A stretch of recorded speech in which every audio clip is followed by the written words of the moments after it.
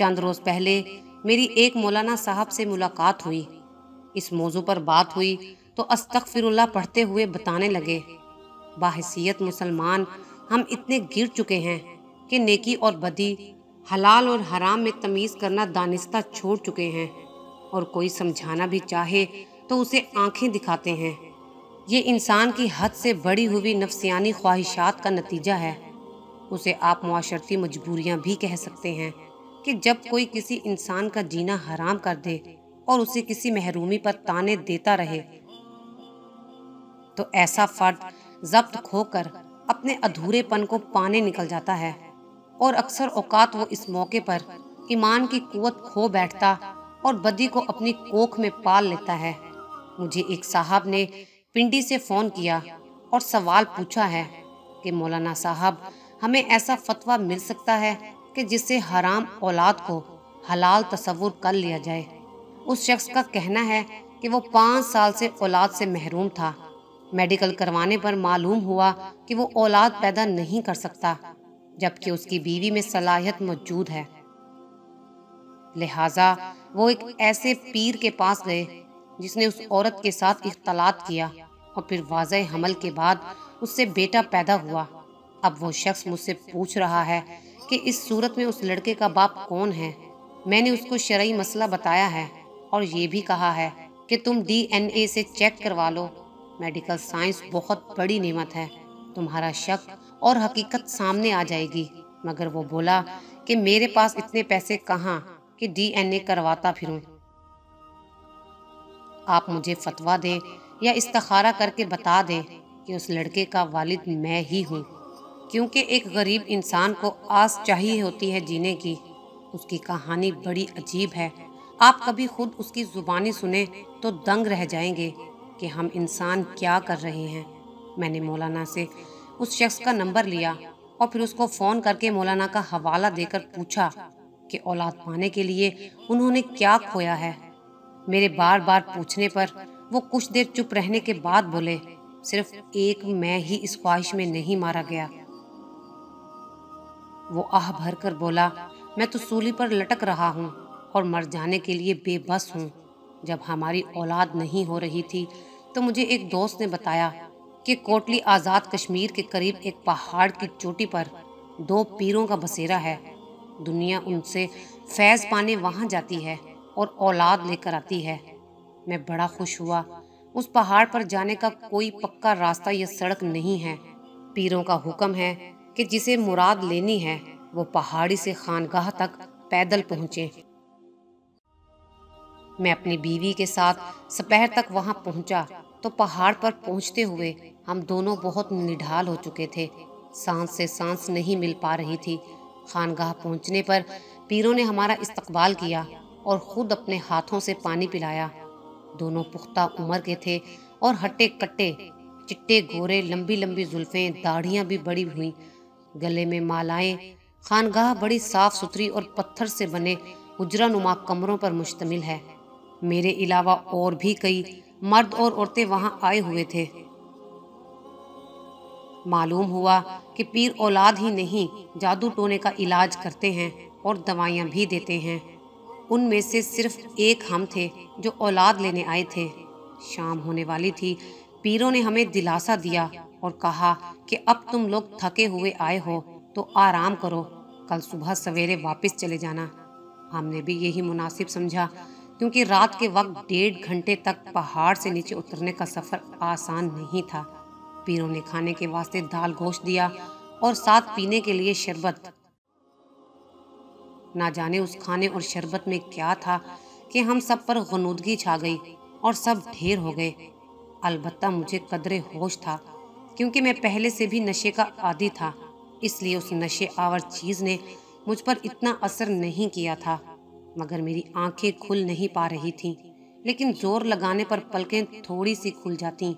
आधी रात गुजर चुकी थी। फिर मैंने देखा कि दोनों पीर अंदर आए और 2 औरतों को उठाकर ले गए। उनमें से एक मेरी बीवी भी थी। मैंने उठना चाहा, मगर मेरी लाख कोशिश के बाद भी मैं उठ ना सका। मैं देखना चाहता था वो लोग मेरी बीवी और उस औरत को अंदर क्यों ले गए हैं।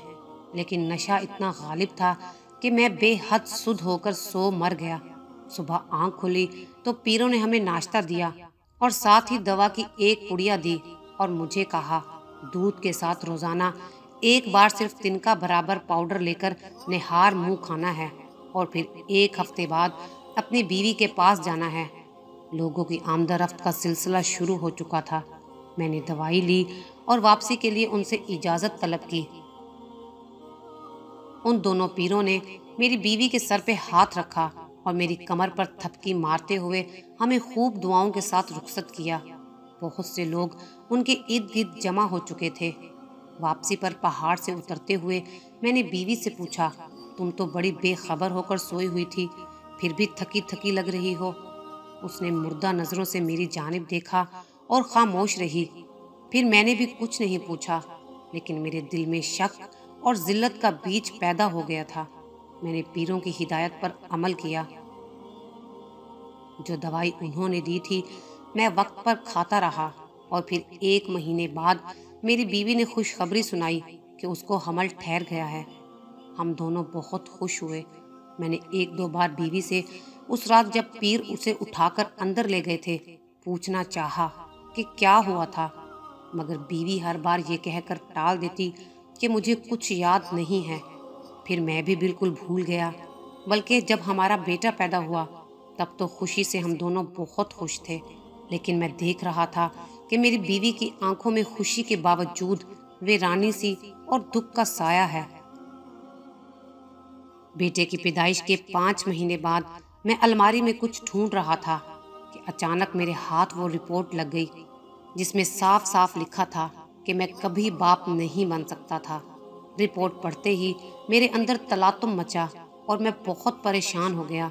जब मेरी परेशानी हद से बढ़ गई तो मैंने अपनी बीवी को रिपोर्ट दिखाते हुए कहा, तुम जानती हो इस रिपोर्ट के मुताबिक मैं बाप नहीं बन सकता।